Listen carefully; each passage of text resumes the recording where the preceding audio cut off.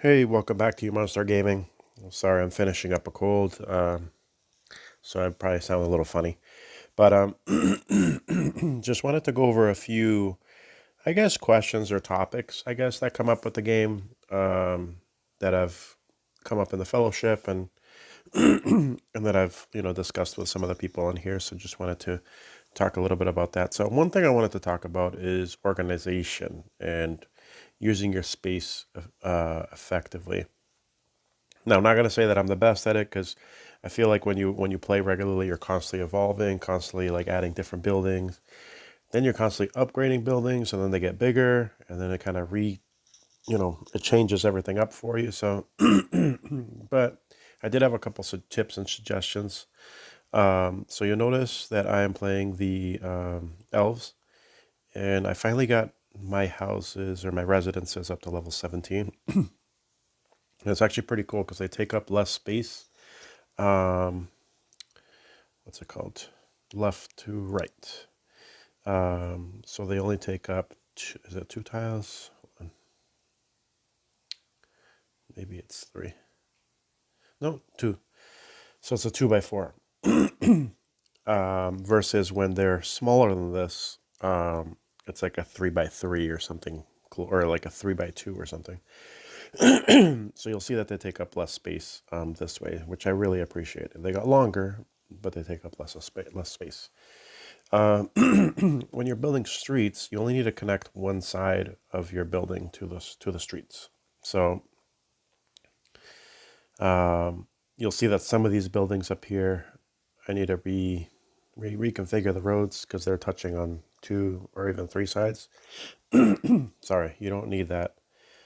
This is why you can have all these buildings right here, all these houses down here, just connecting on the back, and I don't need a road on the front. Obviously, you need to connect to the streets for those kind of buildings.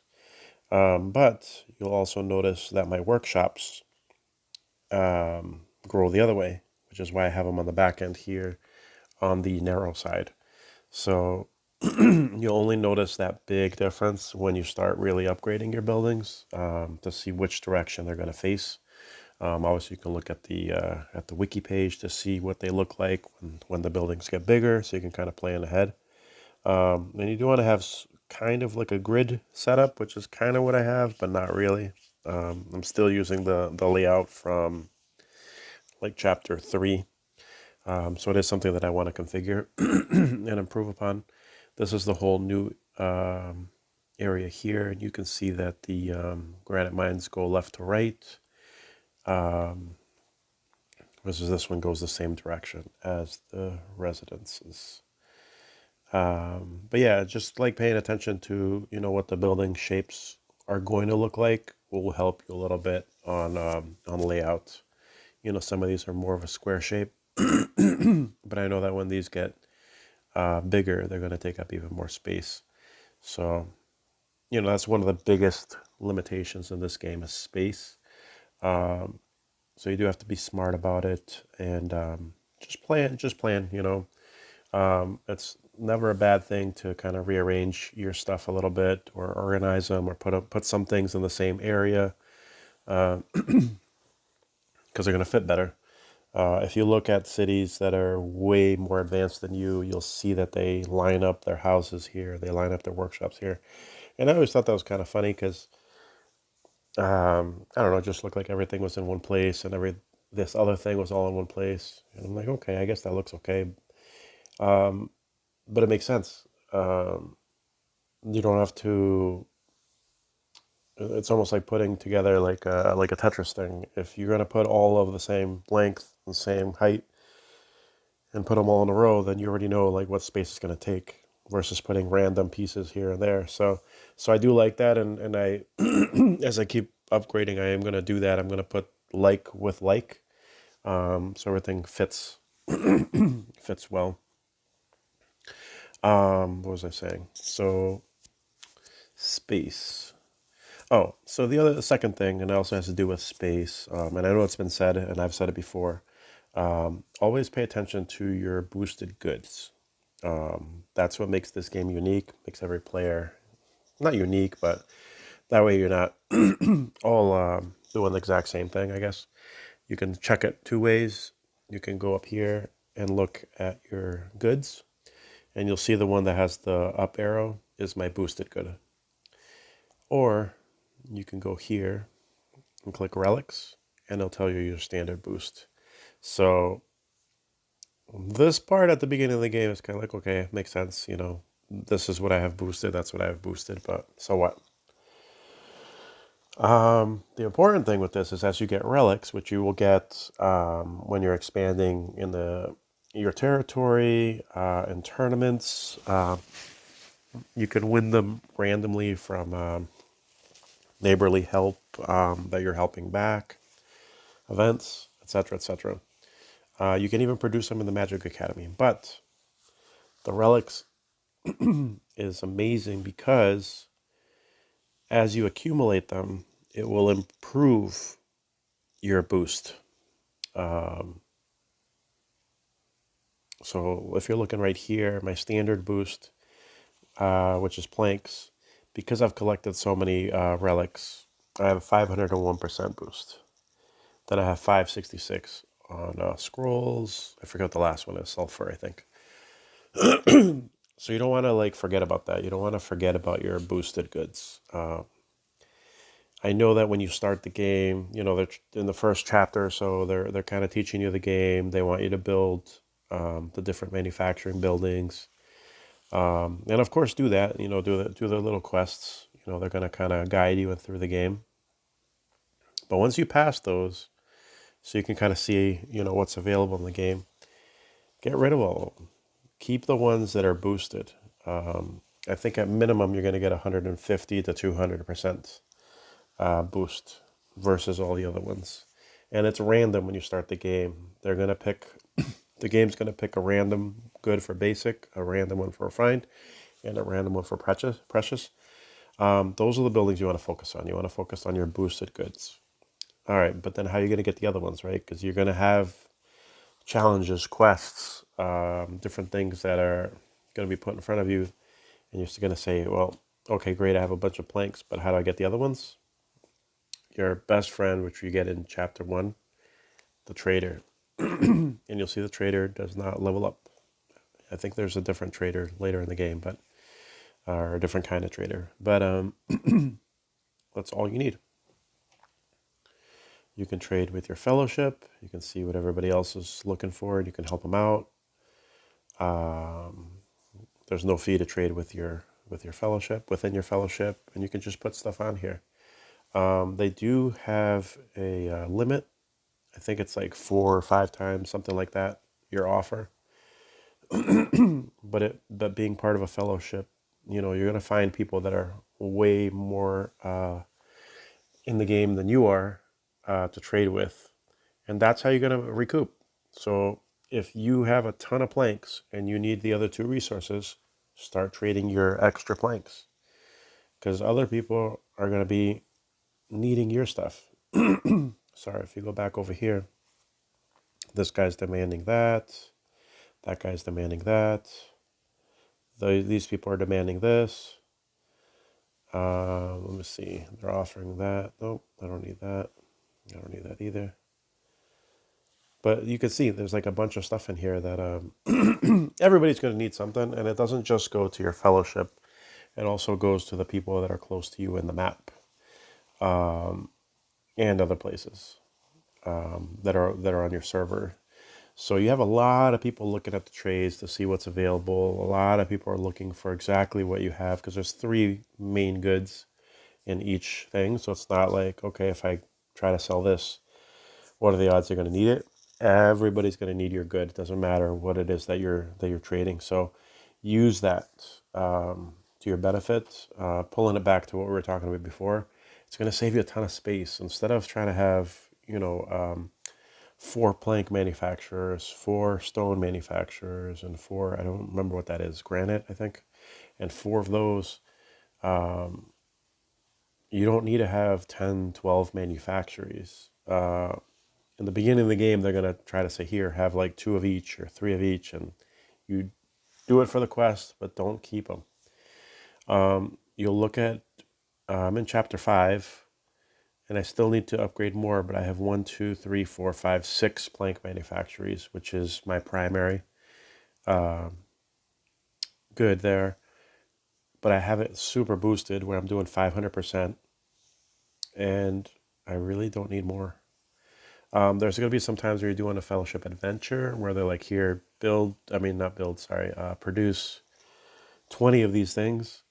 It's going to take forever if you only have 5 buildings, right? You have to do it 4 times with 5 buildings versus if you had 10 or 20, that would take less time. But that's where you kind of fluctuate. You know, when you do the fellowship adventures, pick the ones that you think you can do better and maybe delegate. If you know somebody else has a lot more buildings to work with, then maybe that's not your strong suit. But if they're looking for quantity, you might be able to do the most because you have the most boosted. So the game's really flexible, and I think that's the one where everybody's got to participate, you know, play to your strengths. But look how much space this has taken me. This little area right here, and that's it. I mean, if you imagine having even 3 or 4 manufacturers of each one, that'd be 12 buildings. I mean, that would take up so much space. The other thing is your workshops. So I have 1, 2, 3, 4, 5, 6. Now that's not that many, but I'm able to produce at a very good rates. You know, obviously a lot of these things you can boost with spells. I do that every now and again. But if you don't have to, you know, keep those and save them for events, save them for fellowship adventures, etc. But I'm kind of going off topic. Basically, what I'm talking about is you don't need to have, especially at this point of the game, and later in the game you might want to, but at this point of the game, chapter 1, 2, 3, 4, and 5, you don't need 10 workshops or more. You don't need 12, you don't need 14, you don't need 16. Like, you really don't. The most important thing is how leveled up is your building. How much is it producing? So you can go here, which is bread, which is, I don't remember, I think it's like an hour, 1450, right? An hour. You go to this one for the same hours, 979. I think this is my lowest level, 864. So this is a level 12, and this is a level 17. So it's only 5 levels difference, and it's doing almost double, almost. That's very significant. And you can see here, size-wise, it does take up more space. It looks awesome. I'm like super happy that I was able to level up that much, and I think I can even go further. But you go from this tiny little house looking thing, then you get to something like this size here, which is nice. Then it gets bigger when you get to level 16. I think that just looks amazing. That just looks so nice. But then everything gets more expensive. 136 people. So that's the balance right there. So that's the next topic is I keep getting asked, how many residences do you need and how many workshops do you need? And there's no real answer because it really depends on your economy. You know, are you really good at collecting and keeping your coin? Are you really good at collecting and keeping your tools? There was a point a little earlier on, I think chapter 4, when I had probably 4 less residences, and they were leveled lower, and that was stopping me from being able to upgrade these guys because these take up so much population. So I do believe you need more residences than workshops. I would say almost like a, let's see, like a 6-to-4 ratio, something like that. But like play with it, you know. If you start adding more workshops and then you have no people, and then you add more residences, you need one to get to improve the other. So there's a really big balance there. But you also want to use your what is it called? Ancient Wonders, which is a whole other thing, which I'll talk about in a separate video. But this one produces income, and it also adds your population. Golden Abyss is one of the earliest ones you can unlock, and the first few levels, don't really do too much. But the population is a percentage, so as you increase your population, that's going to fluctuate. And then there's like different levels. So this is one that you definitely want to do if you're looking to grow. It's not really going to do much more than that, but it's going to grow your gold and your population.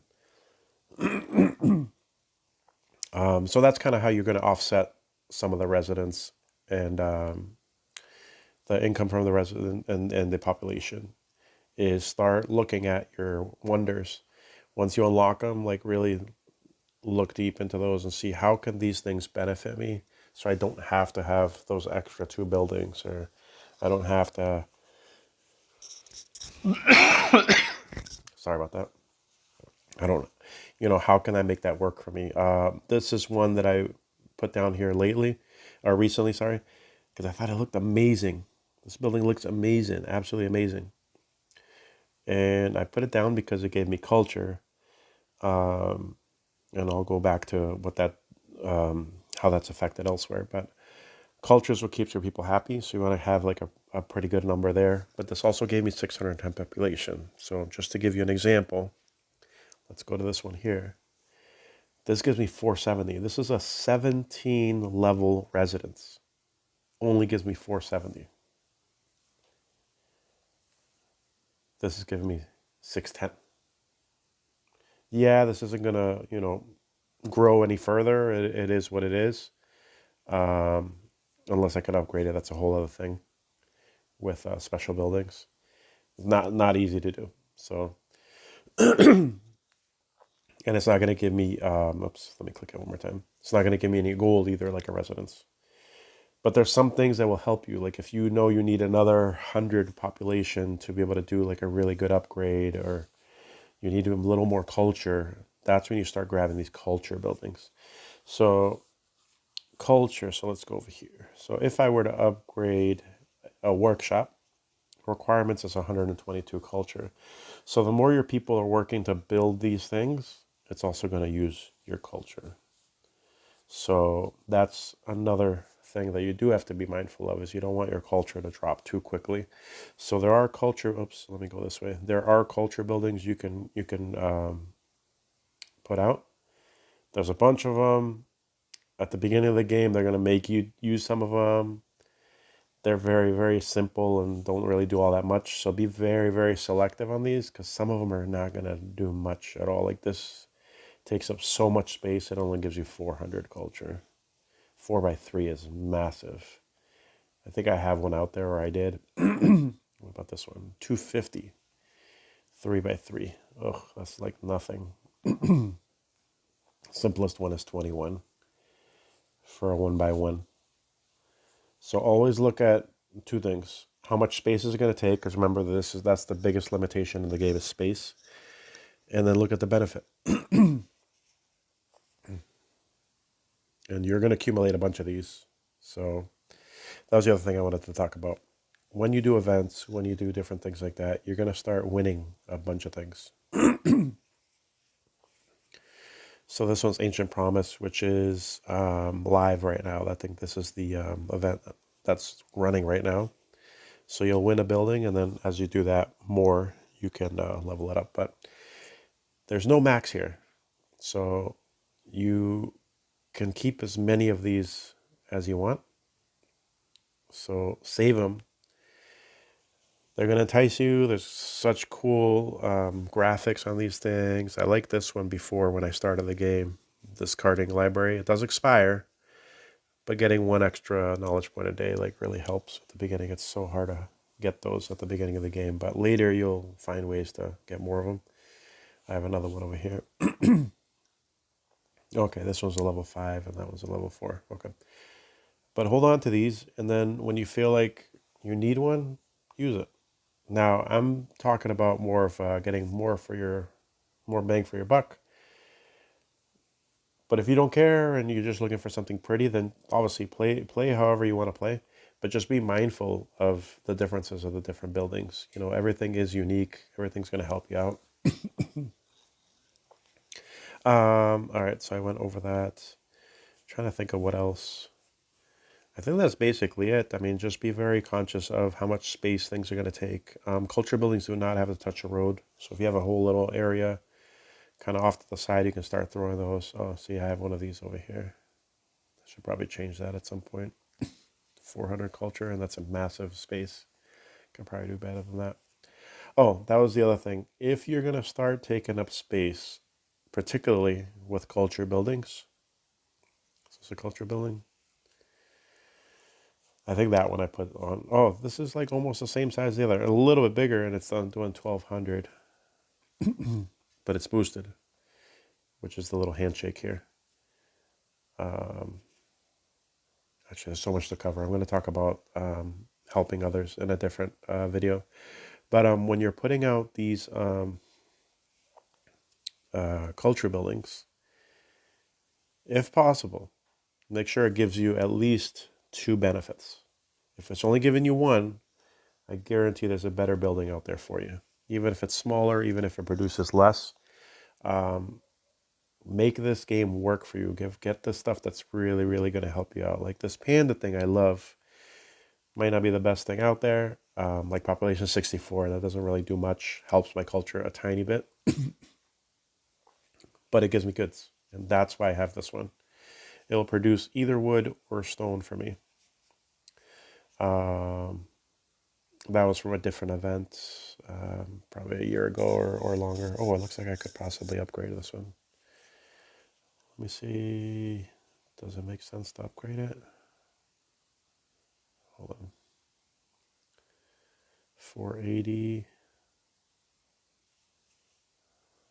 Huh, I never actually was paying attention to that one. So let me see how it looks different. Let's zoom in and see what it looks like. I just like the art of this one. Looks like he has a spear. All right, let's look at the info of this one. See, that went up and that went up a little bit. Nice. So, like I said, if you have any buildings that are like cultural like this, try to get at least 2 things out of it. This one gives you a little bit of population, not too much, a little bit of culture, but it gives me 700 a day. I mean, at the beginning of the game, you can barely get like 50 of those a day. So, I mean, that's pretty powerful. So when you do events and you collect buildings, just collect them, and then just every now and again, just look at them and say, let me see, I forgot what I had in here. And a lot of these will give you an idea. Like this one gives you 220 of those a day. So look at all those down here. Just like that first thing we were talking about of only building whatever your boosted good is. If you put a building like this that's producing the good that you don't even have, that's another way to get that, is get one of these things to get passive income. So I just love this game. There's just so many different ways to play. You can play very casually. You can play a little bit more intense, a little more min-max, a little more of like, oh, I got to get like the right thing at the right place, or how do I get more of this? I got to find a better way. It's like you're constantly trying to figure out like, how do I optimize this, or how do I make this work for me better? What if I restructure this? What if I change the layout? What if I change this culture for another culture? What if I upgrade my residences just to have more population, and then say, oh, you know what? I have so much population. Now what do I upgrade? It all really is a balance. I've seen people that get so carried away. They want to have 14, 15 workshops, but to be able to support 14 or 15 workshops, you're going to need at least 20 houses. So, and then they're like, how do you have such few houses? How do you have such few workshops? It's like, because you need to cut back. And that's the beauty of this game, is that everything can be leveled up. So always pay attention to that. If you go to the wiki, you can see exactly how much everything's going to produce as you level up. I think it's every 5 levels of a building is when there's like a big jump in return. So pay attention to that if it's, but it's always evolving. I'm guaranteed that by the end of the summer, this is going to look different. I'll probably have more workshops, maybe. Um, oh, that was the other thing. So you can see, sorry, I'm kind of rambling a lot, but my standard goods is scrolls. Um, until you get to chapter 4 or 5, you're not really using much of these for regular gameplay. You will use them for the tower here, and you will use them for events and other things, but for just making production of things, you're not really using them that much. So for my scrolls, I have a level 9 here and a level 11, and that's it. And, I've traded for the rest. You're not going to use them all that much if you're not doing some of those things I was talking about. And then for the other one, I have a level 4 magic dust and a level 8, and that's it. That's all I've had is 2. And I have 96.9 thousand because you're not really going to spend those goods very early in the game, the refined and precious. So you can hoard those, you can accumulate those so much quicker with only having 2. I do want to upgrade this one further, but if you see how big this one is, I'm going to need more space, which is why I'm kind of keeping it as is. Um, I am a catering city. I try to have a good amount of resources at all times. I forget what traveling merchant 4. I mean, it's not that much, 38 every 3 hours, and 38 every 3 hours are those two, but those are the 2 resources I don't produce myself. So that's just a simple one that I can just have sitting there. Oh my God, I can upgrade this too. And it's so little. I'm going to upgrade that. Let's do it. I keep forgetting that I collect those little upgrade things every now and again. They're hard to get, um, and so it's easy to forget if you have them. So, oh, this one's the one that I have to click produce on.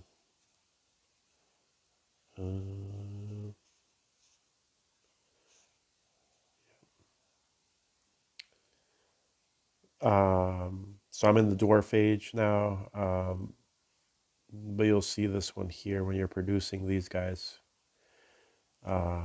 You need both. But it's working on something, but I don't know. Now I'm kind of going on a ramble, and I'm super excited to have my new main hall. Haha.